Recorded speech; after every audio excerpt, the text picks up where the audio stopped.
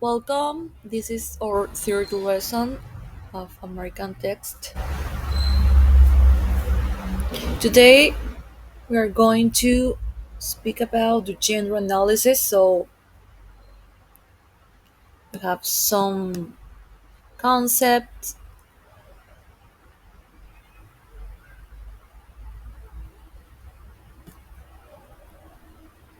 and some classifications. So in an approach, the gender analysis is an approach studying and understanding different types of genres of text within a particular context, such as American literature and media. Analyzing genres helps researchers and readers to identify patterns, convention characteristics that are associated with specific types of text. So let's watch an overview of gender analysis in the context of American text. Number one, literary genres. Some of them are novels, short story, poetry. Novels are major literature genre in American literature. They often explore a complex narrative, character development, and themes.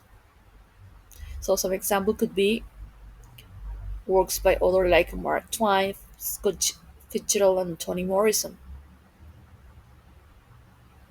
Short stories. They are a consistent narrative and often focus on a single theme or event. Edgar Allan Poe and Nathaniel Hawthorne are known for their contribution to American short story writing. Poetry. American poetry encompasses a wide range of styles, from Walt Whitman's free verse to Emily Dickinson's concise and introspective poem. Of course, we have a lot of them.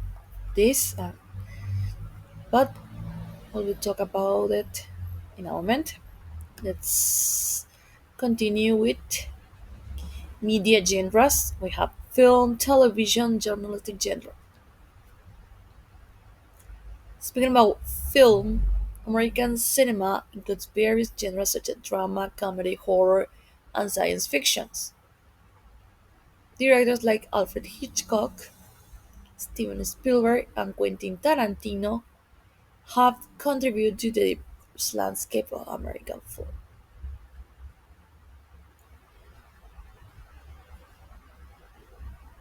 In television, TV genres range from sitcom and dramas to documentaries and reality shows. The evolution of streaming services has also given rise to new narrative forms and storytelling techniques. Journalistic, journalistic genres, news articles, opinion pieces, and feature stories represent different genres in American journalism. Each serves a distinct purpose from delivering objective news to providing analysis and commentary. Let's go to analysis approach. Identify conventions. Genre analysis involves recognizing common features within each genre. For instance, detective novels often have a central mystery, while romantic comedies follow a predictable pattern of romantic development. Understanding audience expectations. Genres are shaped by audience expectations. Analyzing how a text meets or subverts this expectation helps to understand its impact on readers or viewer. Contextualizing social and cultural influences. Genres are not static. They evolve over time, reflecting changes in society and culture. Examining the historical and cultural context of a text helps in understanding its genre. What about the impact of technology?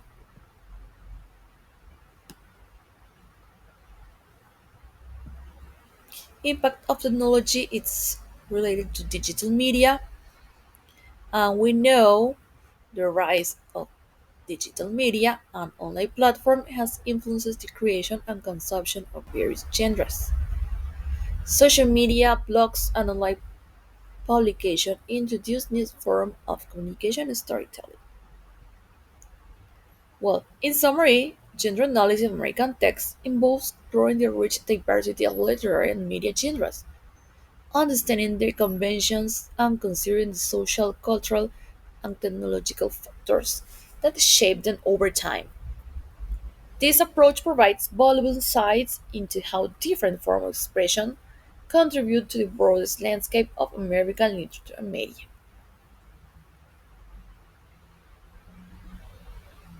Now, let's add some details over here. Literature genres encompass a wide range of form and style, so each with its own unique characteristic and convention. Here's a classification of some major literary genre in American literature with additional details. Novel. They are extended works of fiction. They explore complex narrative, characters, and themes. They often provide an in-depth exploration of the human experience. Examples: The Great Gatsby by F. Scott Fitzgerald, To Kill a Mockingbird by Harper Lee, Beloved by Toni Morrison. Short story. They are brief works of fiction that focus on a single theme, incident, or character. They aim to evoke a specific mood or emotion within a concise format. Examples: The Telltale Heart by Edgar Allan Poe, The Lottery by Shirley Jackson, A Good Man is Hard to Find by Flannery Connor. Let's go to poetry. It's a form of literary expression characterized by the use of rhythm, meter, and often a hidden use of language. Poems can vary in structure and style. For example, Leaves of Grass by Walt Whitman, The West Land by T.S. Eliot, the collected poems of Emily Dickinson. Number 4. Drama or play. Description. They are written works intended for performance. They include plays with dialogue, stage direction, and often explore conflicts and relationships. For example, Death of Salesman by Arthur Miller, A Raisin in the Sun by Lorraine Hasbury, The Glass Menagerie by Tennessee Williams. Historical fiction.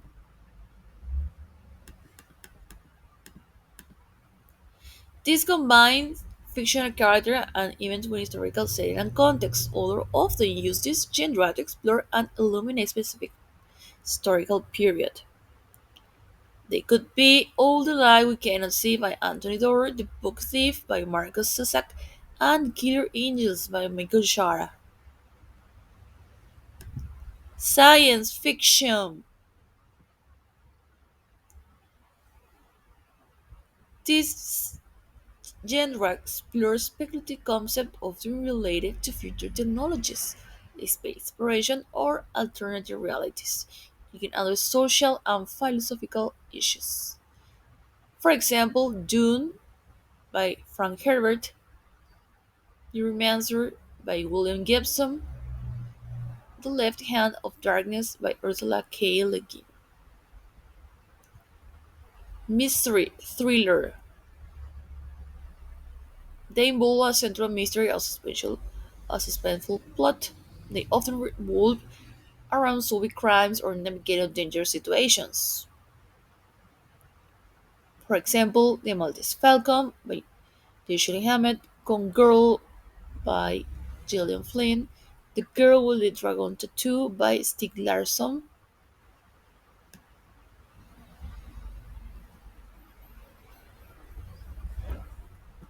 romance. Of course, they focus on developing a romantic relationship between characters. They often emphasize emotions, love, and the journey to finding a soulmate. They could be Pride and Prejudice, Outlander, and The Notebook by Nicholas Sparks. Magical realism. This blends realistic setting with elements of the fantastical or magical.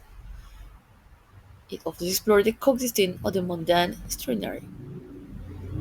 100 Years of Solitude by Gabriel Garcia Marquez, The House of Spirits by Isabel Allende, Violent Children by Salman Rushdie.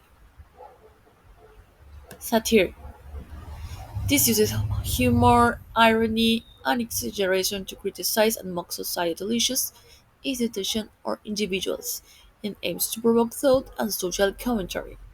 For example, Catch 22 by Joseph Heller, Animal Farm by George Orwell, and Modest Proposal by Jonathan Swift. So this genre represents just a fraction of the diverse literary landscape in American literature, showcasing the richness and variety of storytelling techniques employed by authors over the years.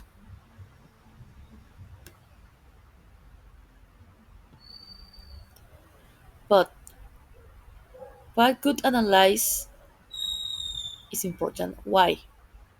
Because analyzing genre is a valuable tool for researchers and readers as it enables them to identify patterns,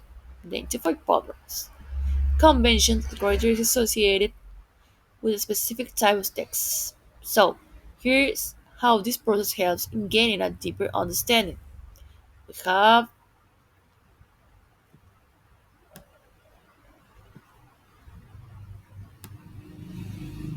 7 steps. Let's go to the first one. Recognition patterns. Patterns refer to recurrent elements, structure, or themes within a genre. Analyzing genres allows researchers and readers to recognize these concepts better.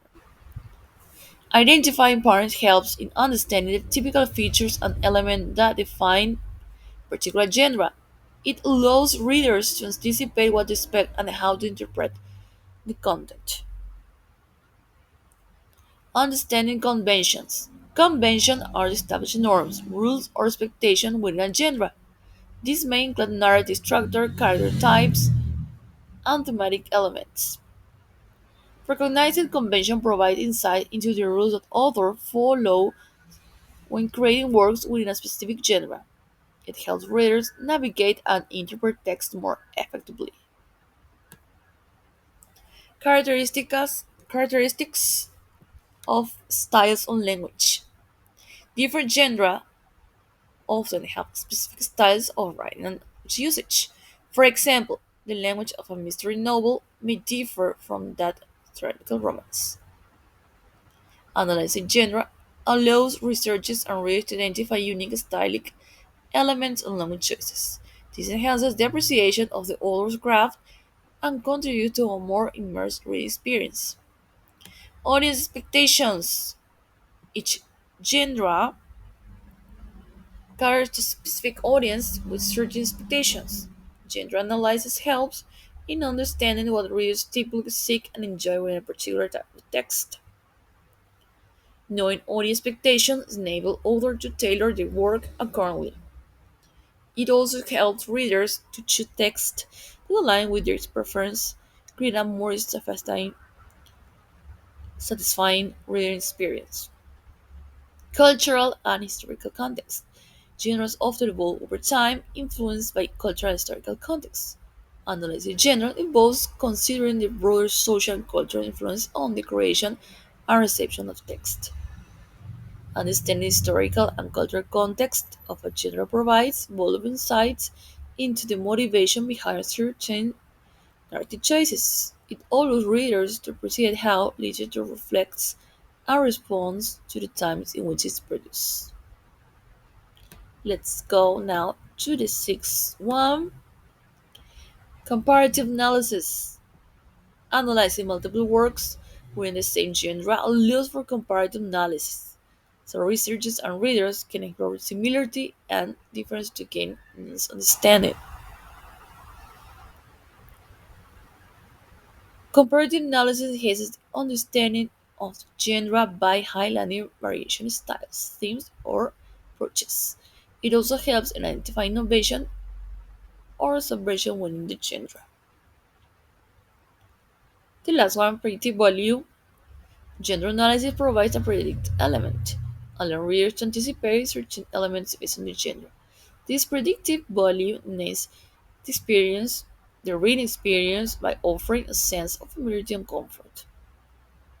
Readers can make informed choices about their reading preferences and explore new works with the genres they enjoy. It also guides researchers in making hypotheses about the characteristics of text in a particular genre. In essence, analyzing genre serves as a roadmap for both creators and consumers of literature. It fosters a deeper understanding of the convention and expectations within a specific genre, contributing to a more nuanced and rich engagement with literature and media text. So the genre was a term originally applied in literary studies, like analysis of literary text types, as we are doing right now, classification of literary text type, which is what are we doing right now, and it is a term that is well established in artistic and literary criticism for a category of literary composition, like poetry genre, the story genre, etc., etc.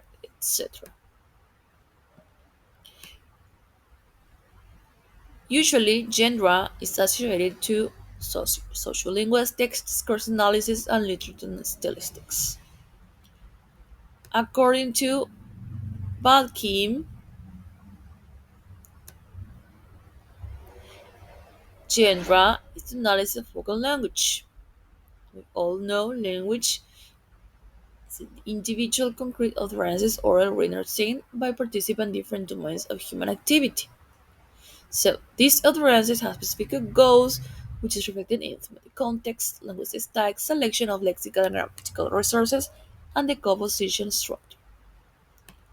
According to Aristotle, genre could be poetics, and they could be a kind of language, like tragedy, comedy, epic.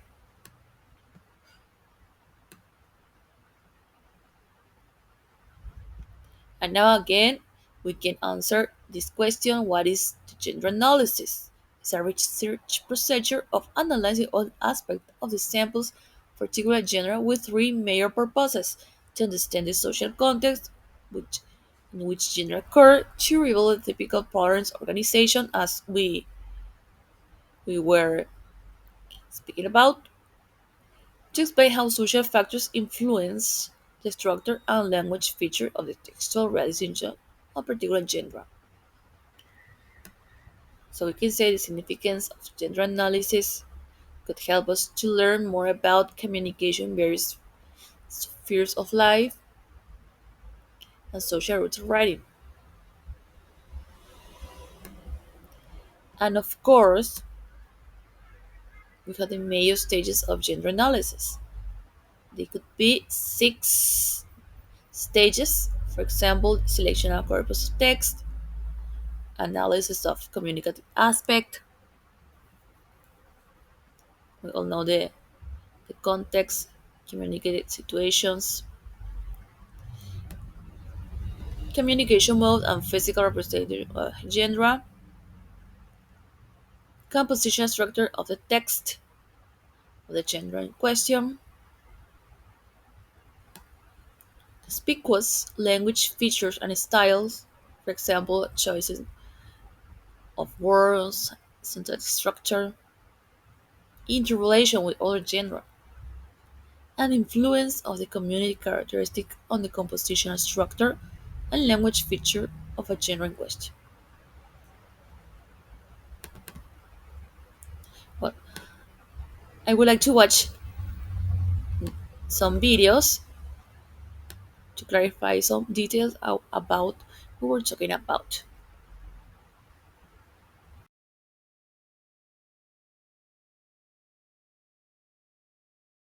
Hey there.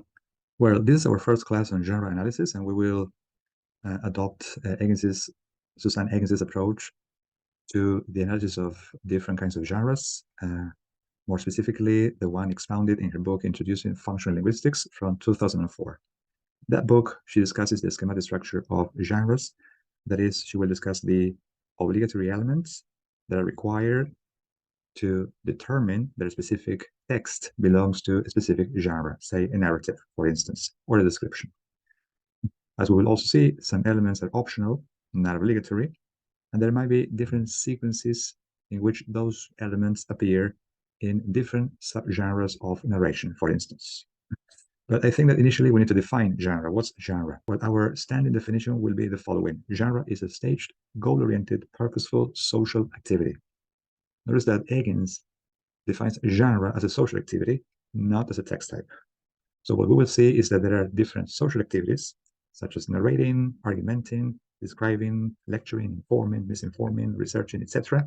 And that those activities, those social activities, will be realized by different text types.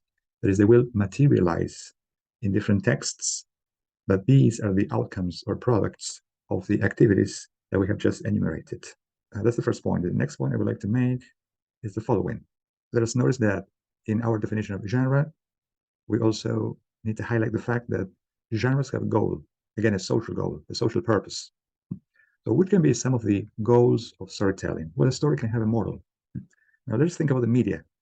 Well, very often we can say the media will inform us regarding what's going on out there, or it may misinform us. Definitely, the media will make public opinion. So here are some clear goals and purposes of socially determined activities. Just think about schooling, where teachers teach and students learn, and teachers also learn from their students. But we can also think about schools as places where, in some cases, in many cases, in a few cases, that's very controversial, students are indoctrinated. And think about political discourse or political speeches that are meant to persuade people that A, B, or C is the right course of action, or that those might be the right courses of action. Or we can think about science as the space of production of research and new knowledge, new findings, of spaces of discovery. But at the same time, we can think of science as a space of indoctrination. In that respect, you can check on Foucault's ideas regarding the relationship that there exists between knowledge and power. We will not pursue those debates here. We will now move on and we will discuss the following. Why is it social? Well, these activities are social because they belong to some sphere of social life. Again, okay, all the activities we have just mentioned take place in schools, classes, hospitals, meetings, parties, social media, media in general, stores, therapy sessions, sales encounters, etc. And that is the case because they are subjected to what we can call routinization. That is, we know how to behave in a classroom, or at least we know which the codes are. That is, we have been habituated to behaving linguistically and non-linguistically in a certain way. And the fact that we are habituated to behaving in different ways, the fact that we have routinized some behaviors, again, verbal and non-verbal, will enable us to perform in different contexts without the need to think about what we need to do. That is, our verbal and non-verbal encounters are economical.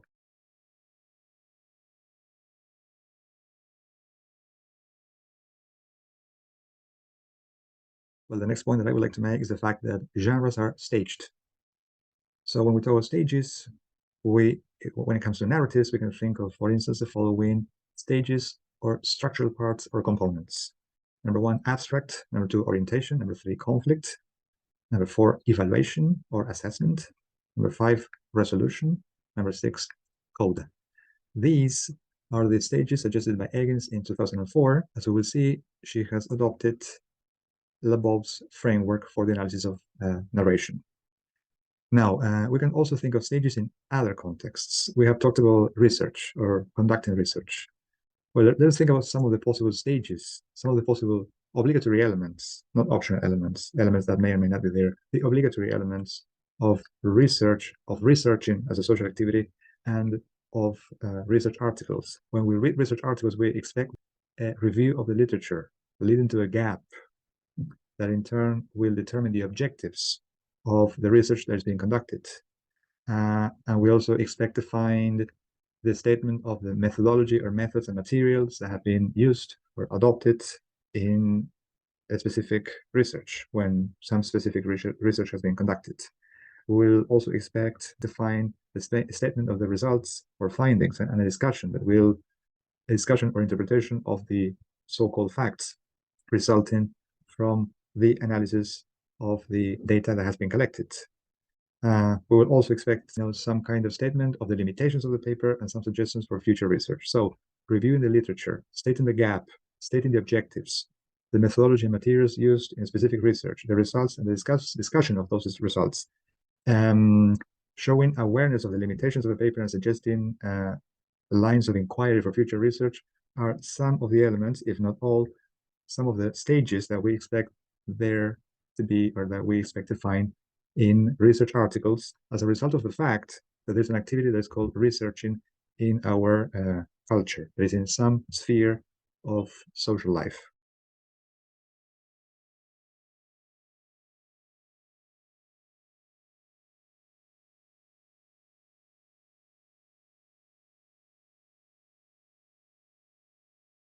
Well, our next point will be the following. We will now focus not on research, but on narratives.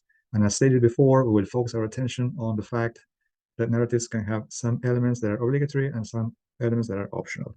Here again, I think it is important to emphasize, we will adopt Labov's framework for the analysis of narratives.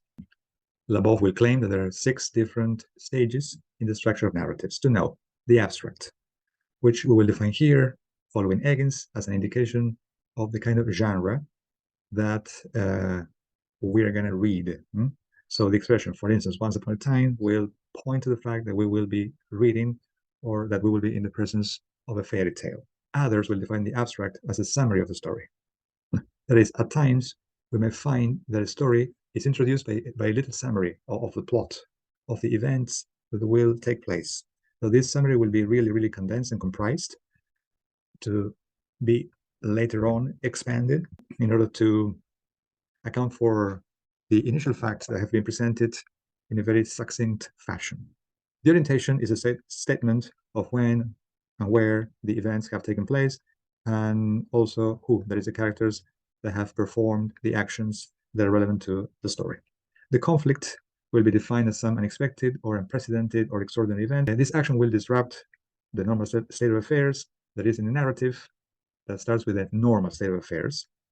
But let us bear in mind that narratives can start in media res, that is, they can start straight away with a conflict, and we can then go on in search of the events that led to that conflict. Also notice that at the beginning of our class, we mentioned the fact that there might be different sequences in the structure of a genre. That's basically what I meant when I talked about different sequencing or a different sequence of the elements of schematic structure. If we take the conflict as a point of departure of a narrative, and we then go for the causes, we'll have one kind of structure, or we can start with the setting and then move on to the conflict. In other words, not all narratives have the same structure. And the fact that not all narratives have the same structure will enable us to have what we can call subgenres. Another very important element of narratives is the fact that they have evaluative elements.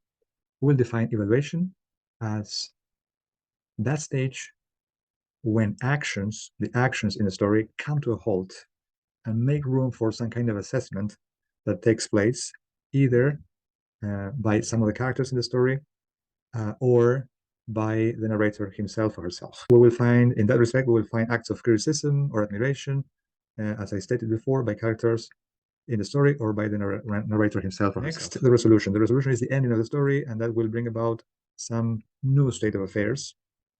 That is, we go from a normal state of affairs to the disruption of that state of affairs into a new state of affairs. So there is a new reality that is different from the, of course, fictional reality that was described in the orientation or setting of the story. And finally, there is a coda, which is the line that indicates that the narrative is over. We will now move on to some other discursive practice, and that we're now no longer part of that fictional world of the narrative. So the function of the coda is to signal that we are, number one, done with the narrative, and we will move on to some other social activity. So I'm done telling you the story, and we will now do something else. Or it's also very common to use these lines to signal that the narrative is over and that we will go back to, okay, everyday life. We're no longer, that is to say, we're no longer in the world of fiction.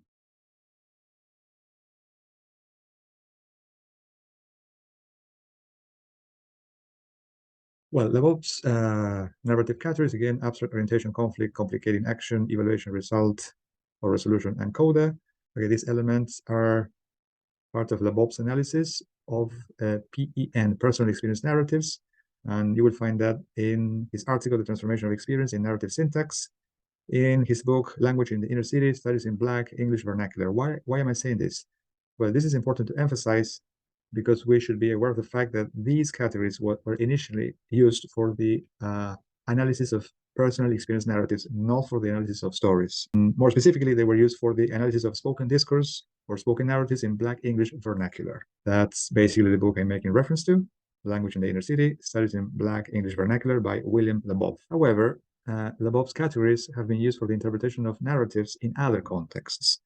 The categories suggested by Lebow will undergo a process of resignification or resignifying when we use them in different contexts. For instance, and that's basically what we'll do now, we will resort to Lebow's categories for the analysis of a short story. More specifically, we will discuss Wakefield by Nathaniel Hawthorne, and we will get started by the abstract. Again, we will define abstract as the summary of the narrative. And as we will see, in the abstract, you're kindly invited to read the whole story, not very long, but we will find that the abstract can be analyzed by adopting Lebow's categories for the analysis of storytelling. So our first step will be the following. Notice that we have talked about orientation as a statement of who is performing which action in some specific context, that is when and where. So here we learn that a man called Wakefield lived in London and he was married. So we get the characters, man, Wakefield, his wife, Mrs. Wakefield. They were married and they lived in London. We don't know when, but we do know where. Lived in London, we have the characters and we have the place. So notice that the abstract can be defined in terms of the category suggested by Lebow. Category number one, orientation. Who performed the action? Or who are the characters? That's the question. We got a man called Wakefield and his wife, Mrs. Wakefield. And we learn that they lived in London. So we know the place. Point number one. Point number two, the conflict. What happened here? This man, Wakefield, absented himself for a long time from his wife. And we should interpret wife as a metonymy of life. So Wakefield did not only leave his wife, but also his life. Next, we will talk about the conflict or conflict in action. Okay, this man was, again, married, and he absented himself for a long time. More specifically, we will later learn a long time, 20 years. He absented himself for a long time from his wife. As you will see when you get to read the story, he not only left his wife, he stopped going to work, and he set up residence in an upstairs room 1 block away from the place where he lived, or the place where he used to live. So we have the setting, who and when, and we also have this other element, the conflict. Then we have an expansion of the conflict. This man absented himself for a long time from his wife. We get the circumstances. We get excuses. He made an excuse. He said he would go on a journey, but he took lodgings in the next street to his own house. And he dwelled upwards of 20 years. What he did during that time is to behold, or we can say he beheld his home every day and frequently the forlorn Mrs. Wakefield. So after introducing the conflict, we can expand a little, and that's what we call the action that accompanies the conflict. We can expand a little and learn that he made an excuse. The man, under pretense of going a journey, took lodgings in the next street to his own house. And he dwelled there upwards of 20 years, and he beheld his home every day and frequently the forlorn Mrs. Wakefield. And next, we will learn about the ending of the story, the resolution. And this is basically what is really weird, that he entered the door one evening as from a day's absence. But he did that after being absent for 20 years. When his death was reckoned certain, his estate settled, his name dismissed from memory, his wife long ago resigned to her autumnal widowhood. And this final phrase, and he became a loving spouse till death, can be interpreted as the coda of the whole abstract, given that it's got some resemblance to expression, and they live happily ever after.